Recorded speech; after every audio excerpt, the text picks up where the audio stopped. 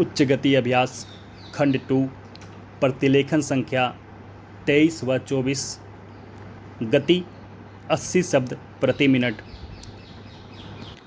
Dictation start होने में समय शेष है 5 सेकंड। Ready and start.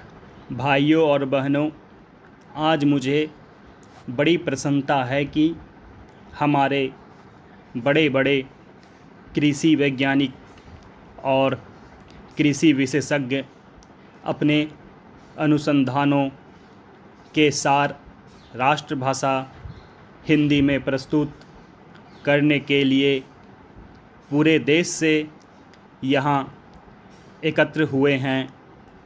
मैं तो हमेशा ही कहता रहा हूँ कि किसानों तक नई जानकारी उनकी ही भाषा में पहुंचाई जा सकती है। आपने अच्छा किया कि श्री गणेश राष्ट्रभाषा हिंदी से किया। मैं तो चाहूँगा कि सभी भारतीय भाषाओं में राष्ट्रीय कृषि सम्मेलन आयोजित किए जाएं, ताकि सभी क्षेत्रों के किसानों को पता चले कि उनके लिए इस देश के कृषि वैज्ञानिक कितनी मेहनत से नई नई किस्में और तकनीकें निकाल रहे हैं। अब से 3 दिन बाद हम नए वर्ष में प्रवेश करेंगे। मुझे बताया गया कि सन 1995 के वर्ष को यूनेस्को ने सहनशीलता का वर्ष घोषित किया हुआ था। शायद भारत में इसके बारे में ज़्यादा चहल पहल या चर्चा नहीं हुई, क्योंकि भारत देश और भारतीय लोग तो हैं ही सहनशील। इससे में भी सबसे ज़्यादा सहनशील हैं किसान। आप खुद हिसाब लगा लो, हर तरह से भारत का किसान संसार का सबसे सहनशील प्राणी सिद्ध होगा।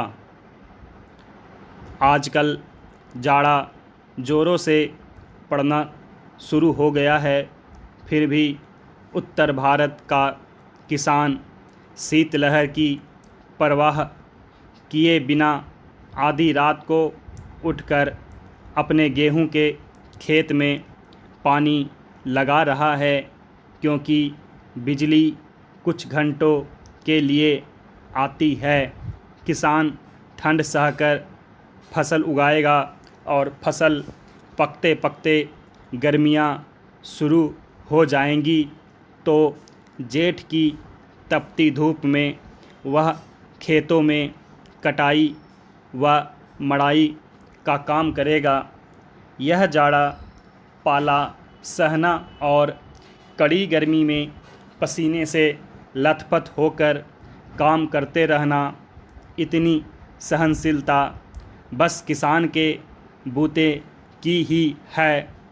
फिर हिंदी बोलने वाला तो और भी ज़्यादा सहनशील है, हर हाल में जी रहा है।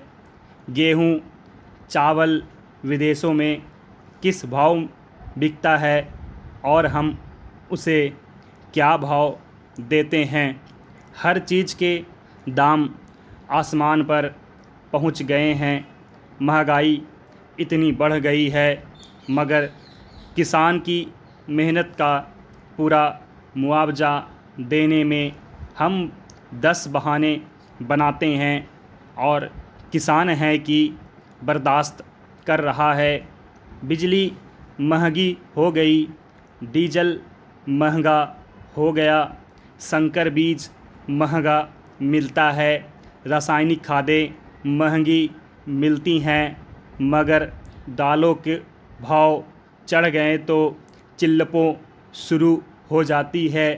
मेहनत करता है किसान और उसकी मेहनत पर फलते फूलते हैं बिचौलिए, मंडी के दलाल, आलू के चिप्स बनाने वाले व्यापारी, उसकी फसलों का तेल निकालने वाले व्यवसायी, ये सारी बातें सहते हैं हमारे किसान भाई। सो किसान से बड़ा सहनशील और कोई नहीं।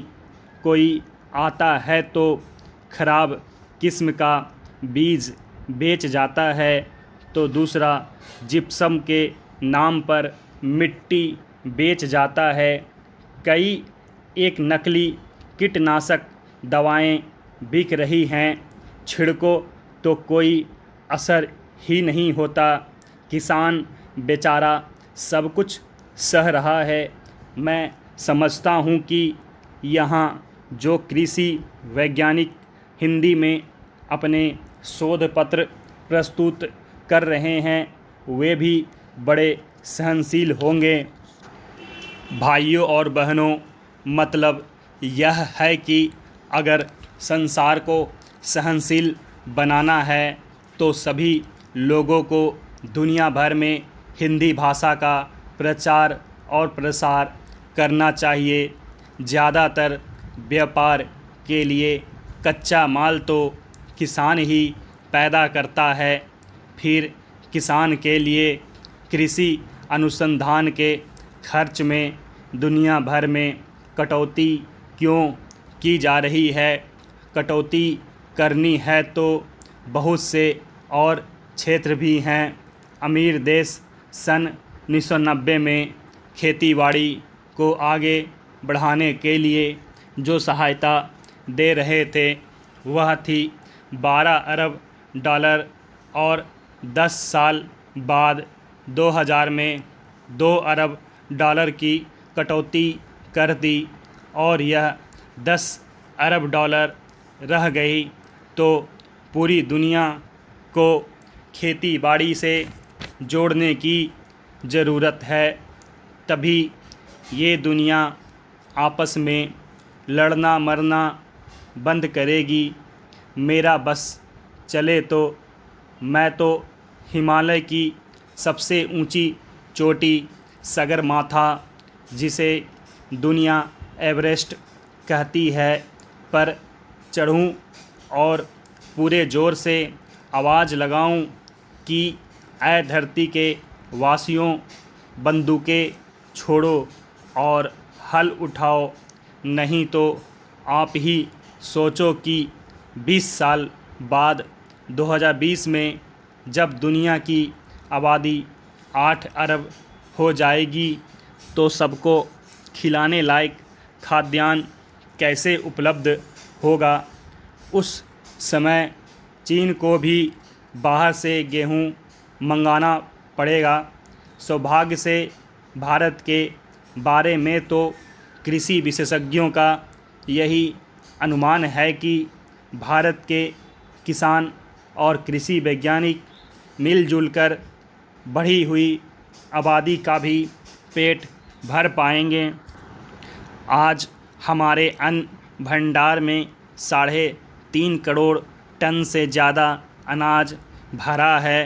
रबी की फसल आने के बाद यह बढ़कर 5 करोड़ टन तक जा सकता है। रखने की जगह नहीं है, इसलिए समाज कल्याण के कामों में लगाने और विविध रूपों में निर्यात करने के अवसर बढ़ रहे हैं। काम के बदले अनाज और बच्चों को पाठशालाओं में नाश्ता कराने व खाना खिलाने के कार्यक्रम पूरे देश में चलाए जा सकेंगे।